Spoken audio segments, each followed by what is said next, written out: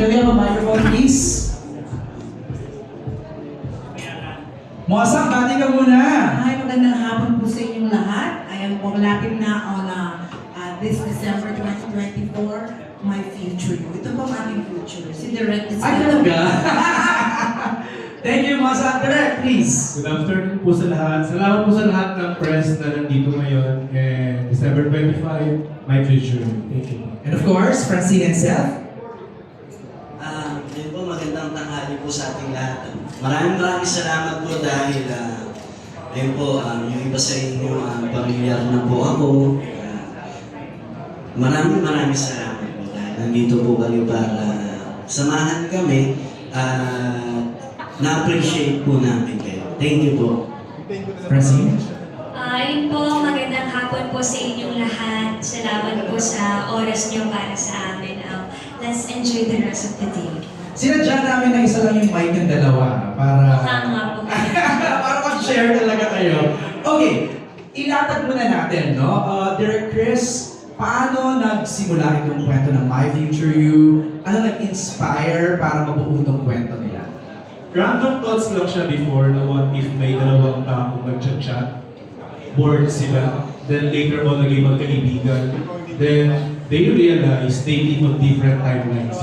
Wow. Ganun lang siya kasimple, nabuo. Then nabuo na yung character ni Karen, tsaka ni Lex. Okay, so makwento natin ang inyong mga characters, Karen and... is it Rex or Rez? Lex. Lex.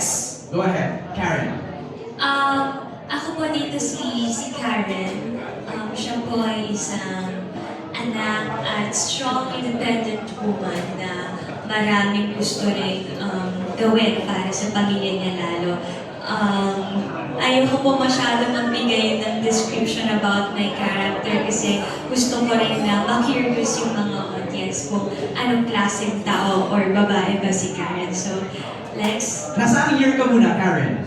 Nasa taong 2024 po. Okay, present time si Karen. Lex?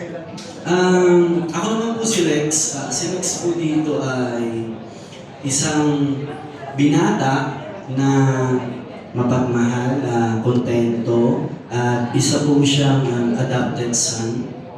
Yes, and yun po, mag-meet kami ni Karen sa isang napaka-hindi mapaliwanag na pangyayari. And what year ka? Nasa what year ka? 2009. So, 15 years ago.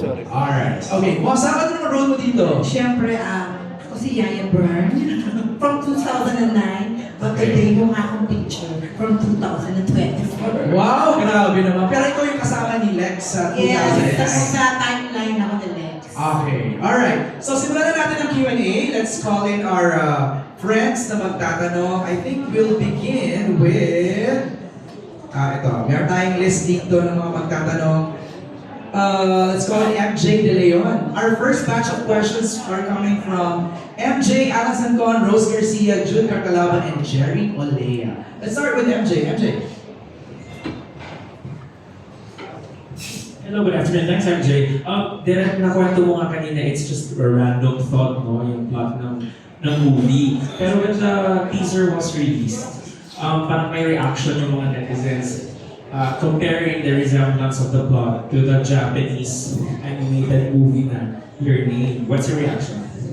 Hindi na ako nagulat or nagtaka kasi initial reaction naman yan ng audience when they see a movie or a film with the same theme. Normal naman yun. Ang tawag doon kasi is film tropes. So, parang yung kabit kwento, time travel kwento, alien kwento. So, we writers use that device to make some story para wala, may naisip akong kwento, pero tungkol siya sa magkaibang timeline. Will I stop myself writing it dahil may gumawa na? So I think it's not a big deal for me. Alright, thank you MJ. Let's call in si Alan Santon. Alan. Hello, hi Francet, hi Mosang Indirect. So congratulations sa pasok sa MMFF My Future You. Remember, nagkaroon tayo ng press presentation dito and then hindi namin na-expect na makapasok sa MMFF. Doon, Francet, tanong ko lang, saan kayo, dahil first movie niyo to, di ba? Saan kayo pinaka-excited dito. Bukod sa sasakay kayo ng float at kakawin sa mga fans ninyo, di ba? And ano pa yung mga ibang mga ina-expect namin na nagagawin ninyo, promotions, di ba? Sa lahat po ng ginagawa namin, excited kami. Kahapon po, kakapunta lang po namin sa bayan ko sa Dasma. So, sobrang laking pasalamat ko rin sa mga kababayan ko dahil iba yung pagsalubong nila sa amin. Talagang sinalubong kami ng pagmamahal. At sa mga susunod pa, nilook forward po namin yung float po, float parade. Hanggang ngayon po, excited kami kung ano itsura ng float namin. And first time din po namin gagawin. Tapos pagkatapos nun, siguro Pasko sa mga sinihan. Doon kami excited.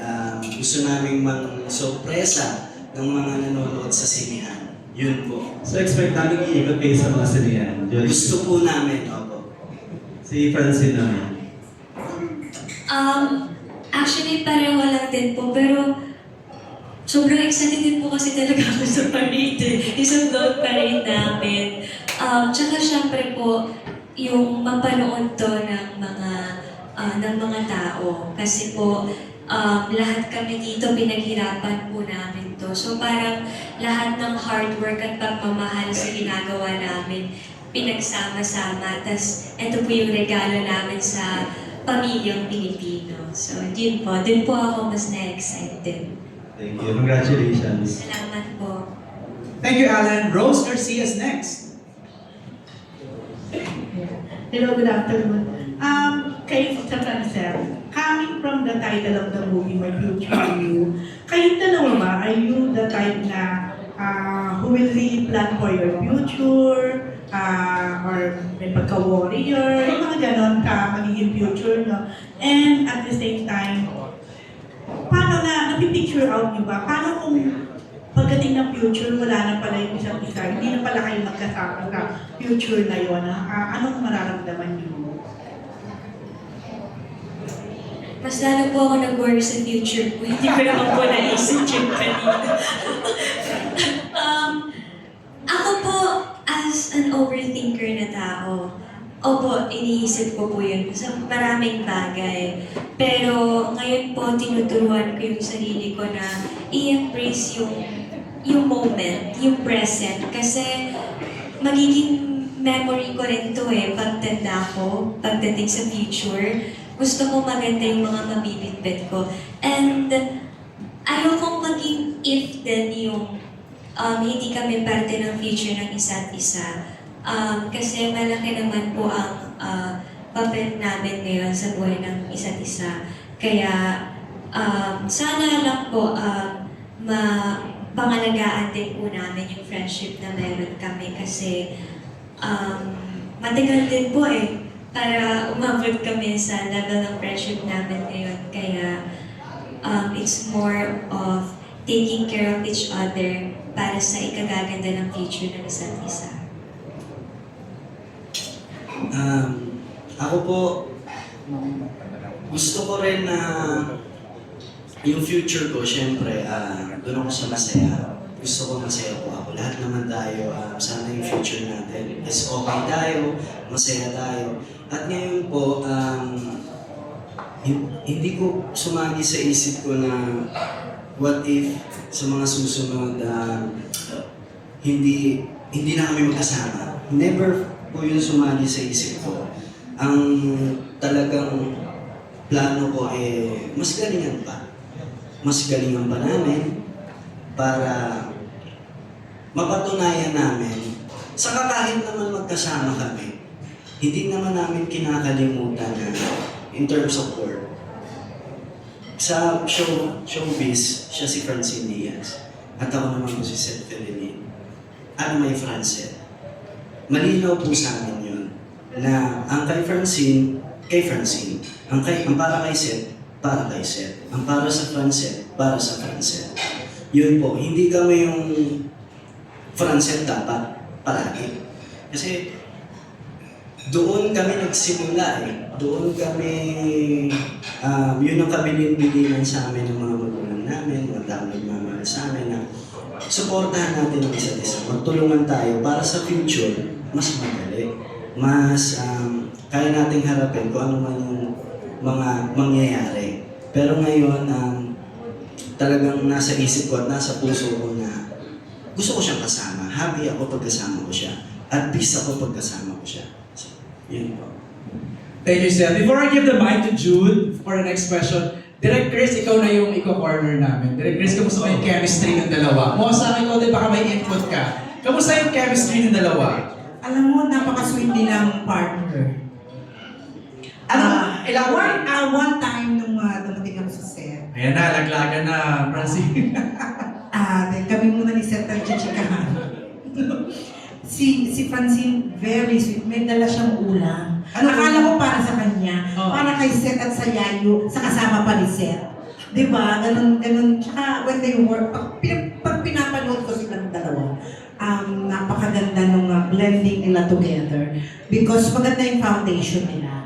At yung wini-wish mo, sana future nila yung dalawa isa-isa. Ay, grabe. Ang ganda nila panoorin together. Although hindi kami nagkasama ni Francine sa time niya, no? But working them, yung sa likod, my God, ang sweet nila. Kung nag-uusap, nagbubulungan. Talaga? Chismosa. Francine, care to explain anong ulam ang ibinigay mo kay anak? Nagluto lang siya sa bahay niya, tapos dinala niya doon. Oh, di ba pinagluluto? Grabe. Direk Chris, ikaw naman, ano bang masasabi mo sa dalawa? Hindi sila nag-iiwanay eh. Hindi ko alam kung bakit. Basta in between takes kasi syempre set up ng camera. Makikita mo yung dalawa, hawak yung script. Parang nag-guide kung paano yung next scene. They're memorizing their lines. They're discussing. Both of them, si Seth nag-i-input kay Chi. Si Chi nag-i-input kay Seth. So parang napaka-very good yung dalawang to. Kung teacher ako uno na agad yung dalawang to. As in, palagi silang yung guidance. Two-way siya palagi. They help each other all throughout. Parang ate-tense na kayo, Chin, saka Seth. Ano masasabi niyo doon sa sinabi ni Direk? Love. Hindi. Kasi si Derek naman, ni-record din naman kami na pag-shot ni Chin, kailangan nandun ako para yung mas natural. Kasi sa laptop lang kami nag-uusap eh. Dating app, di ba, Derek? Parang, Yes. Nakita naman po sa trailer kanina, di ba? So parang habang kinukunan yung eksena, kami ni Chin, ako nandun ako sa likod ng kami ni Chin para mas maramdaman niya yung boses, yung eksena, yung tono ng pananalita ko. Para pagbato niya sa laptop, kahit nakatingin siya sa laptop, parang ako yung kausap niya. So kahit wala akong kahit wala akong eksena, nandun ako sa set. Ganon din naman po si Chin sa akin. Chin, ikaw naman, anong masishare mo sa nasabi ni Mosang sa kanina ni Direk Chris? Di po ako magaling magluto Baka mag-expect po kayo ng cooking show. Hindi, joke lang. Wala po akong masabi. Ano lang po, ano po kasi gusto mo? Ano po, kasi nung time na yun, nahilig din po ako mag-bake talaga, tsaka magluto. So minsan, pagka magluluto ako, dinadamihan ko para mabibigyan ko siya. Tsaka yung binibigay ko po minsan, sinishare ko rin sa kanila. Iba ha? Okay, Jude! Ako, interesting yata ang question ni Jude.